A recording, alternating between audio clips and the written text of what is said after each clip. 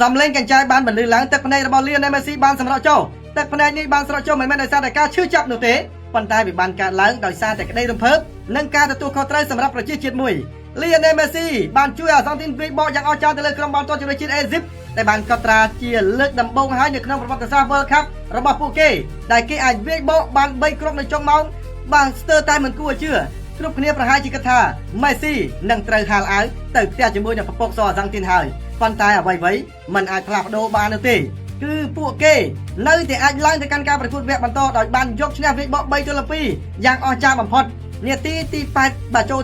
79-80ទៅហើយទើបអាសង់ទីនមានគ្រាប់បាល់មកគ្រាប់វិញទាំងដែលការប្រកួតនេះយើងមើលឃើញជាក់ស្ដែងលៀនណេមេស៊ីពិតជារងសម្ពាធខ្លាំងមែនទែនដោយទាត់បាល់ពេណាល់ទីមិនចូលហើយនេះក៏ជាគ្រាប់បាល់ពេណាល់ទីទី2នៅក្នុងបាទព្រឹត្តិការណ៍ World Cup ដែលលៀនណេមេស៊ីសុទ្ធមិនចូលប៉ុន្តែយ៉ាងណាក៏ដោយមេស៊ីនៅតែរកគ្រាប់បាល់បន្ថែមមួយគ្រាប់ទៀតហើយឈានដល់គ្រាប់បាល់ទី8នៃព្រឹត្តិការណ៍ World Cup ហើយក៏ជាគ្រាប់បាល់ទី21នៅក្នុងប្រវត្តិសាស្ត្រ World Cup ដែលមនុស្សជាតិគ្រប់រូបមិនអាចធ្វើបានដូចរូបគេឡើយដោយគេសុទ្ធបាន21គ្រាប់ដូច្នេះអាសង់ទីនបានឈ្មោះដំណើរទៅកាន់ការប្រកួតវគ្គ8ក្រុមជាបន្តផងដែរប៉ុន្តែមានមនុស្សតិចណាស់ដែលរំពឹងថាអាសង់ទីនអាចនឹង comeback បានសូម្បីតែខ្ញុំក៏គិតថាវាគឺជារឿងលំបាកដែរនៅពេលដែលអេស៊ីបទប់បានល្អមែនទែនរហូតដល់ពួកគេអាចរកបាន2គ្រាប់ដល់នាទីទី79តែអ្វីៗត្រូវបានផ្លាស់ប្ដូរពីរ៉ូមេរ៉ូតែបញ្ចូលទី1គ្រាប់ចុងក្រោយលៀនណេមេស៊ីតាមស្មើហើយគ្រាប់បាល់ចុងក្រោយមួយគ្រាប់ទៀតតាមរយៈកីឡាករអេនហ្សូជេរេមីហ្វឺណាន់ដេសជួយឲ្យអាសង់ទីនឈ្នះក្រុមបាល់ទាត់ជម្រើសជាតិអេស៊ីប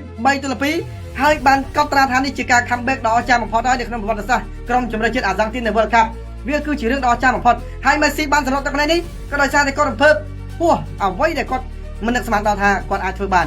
ដង្ហើមនៅតែមានពេលវេលានៅតែមានអាសង់ទីននៅតែវាយបកវាយតតែធ្លាយបានមួយគ្រាប់ទីបំផុតពួកគេបន្ថែម2គ្រាប់ទៀតយកឈ្នះលើអេស៊ីបយ៉ាងអស្ចារ្យបំផុតមិនអាចប្រកែកបាននេះគឺជាក្រុមជម្រើសជាតិអាសង់ទីនដែលជាម្ចាស់ជើងឯករដូវកាលចាស់ពួកគេស័ក្តិសមជាក្រុមការពារតំណែងជើងឯកមែនគេមិនទៅណាមិនតន់តាឆ្ងាយពី World Cup ទេ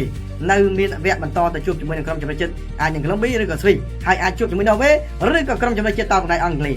ខ្ញុំគិតថាអាសង់ទីនប្រហែលជាអាចនឹងឈានដល់វគ្គ4ក្រុមឬក៏វគ្គ Final Game ផងដែរបាទអរគុណកុំភ្លេចជួយ share វីដេអូនេះម្នាក់មួយផងហើយ join Channel Telegram ដើម្បីទទួលបានព័ត៌មាននៃការផ្សាយបន្តផ្ទាល់ការប្រកួតបាល់ទាត់ពីពិភពលោកជារៀងរាល់ថ្ងៃផងដែរអរគុណជួបគ្នានៅវីដេអូក្រោយ